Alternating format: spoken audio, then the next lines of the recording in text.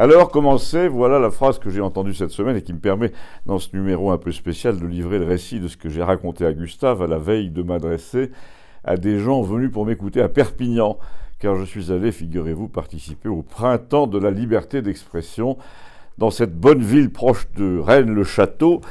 D'abord parce qu'on m'avait invité, ensuite parce que c'est pas très loin en voiture, et enfin et surtout parce que, comme on le sait, Campagnol est au cœur du problème. Je viens d'apprendre que les gens qui mettent des extraits de la chronique de Campagnol sur Facebook les voient parfois amputés de ce qui concerne le président de la République.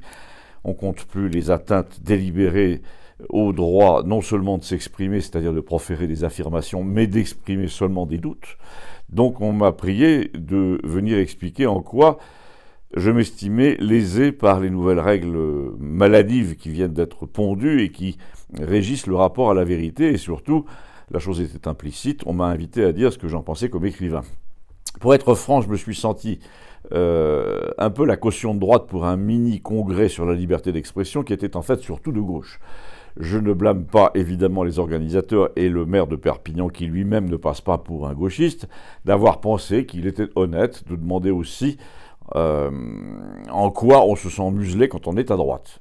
Ah bon, vous allez me dire, on se sent muselé quand on est à gauche aussi ?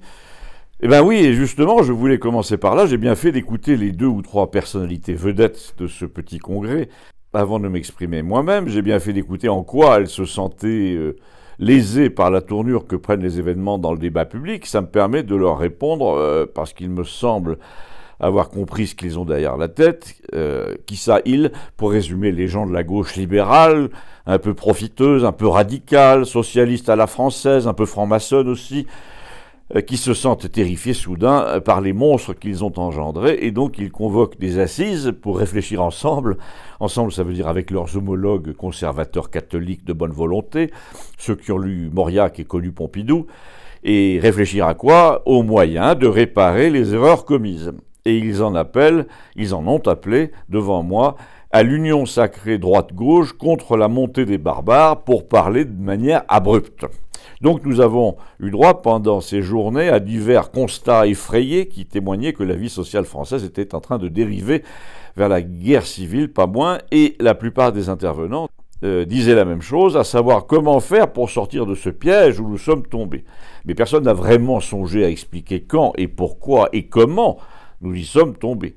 J'ai pour ma part choisi de revenir sur le passé, à la fois dans mon intervention et dans le récit que j'ai livré à Gustave par téléphone la veille, en lui disant c'est bien gentil, mais quand on voit 2 types réputés de gauche qui se disent inquiets pour la liberté de s'exprimer, mais qui sont invités sur tous les plateaux, débattre ensemble, enfin soi-disant débattre, puisqu'ils expriment leur admiration mutuelle.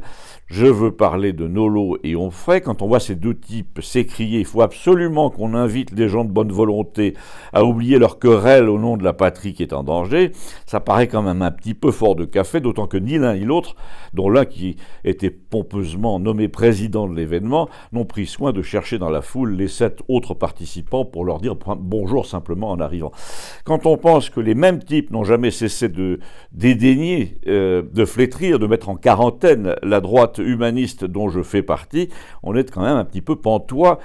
En plus, j'en fais partie en tant qu'artiste, et pas comme politicien, donc c'est une droite qu'on peut appeler du cœur, qui n'a pas d'argent, pas d'action, pas d'éditeur, et désormais plus d'éditeurs, plus de copains dans la presse, qui depuis 30 ans ou 40 ans dit « Attention, vous détruisez l'éducation, la famille, l'identité française et européenne. Attention, vous livrez les clés de notre destin aux Américains. Attention, Disney World, l'ultra-violence du cinéma américain, les immigrés par millions, le déferlement de l'Internet par smartphone. Rien de tout ça n'est innocent. » Nous avons dit, nous avons écrit tout cela, je l'ai écrit longtemps dans le Figaro et dans Valeurs Actuelles en tant que simple chroniqueur, du genre chose vue, c'est-à-dire sans théorie, mais pendant des années, c'est là que je veux en venir, l'attitude de la gauche mitterrandienne est devenue odieuse envers nous, envers moi notamment, c'est-à-dire ostraciste. Elle a tendu à mettre les gens en quarantaine, dans la meilleure tradition maccarthienne, à les priver de revenus, ceux qui disaient, comme Renaud Camus, attention à cette politique délibérée d'importation de valeurs et de comportements étrangers à la civilité européenne, ceux-là ont été vilipendés, ils n'ont plus trouvé d'éditeurs, les émissions de télévision ont cessé de faire appel à eux. Pour ma part, j'ai été obligé de m'expatrier à 50 ans pour survivre, et maintenant, ce sont ceux-là même qui nous ont bannis pendant 40 ans, qui prétendent prendre la tête d'une union sacrée des patriotes, sous le prétexte que des slogans antisémites refleurissent un peu partout en France. Gustave m'a dit, tu peux quand même pas leur tourner le dos complètement et dire que tu ne veux pas éteindre l'incendie sous prétexte que c'est eux qui l'ont allumé. Non, non, mais j'entends bien qu'on rappelle que c'est eux qui l'ont allumé, et je ne veux pas qu'ils se décernent entre eux des médailles de bravoure alors qu'ils ont mis le feu. Et alors, c'est ça que tu vas leur dire?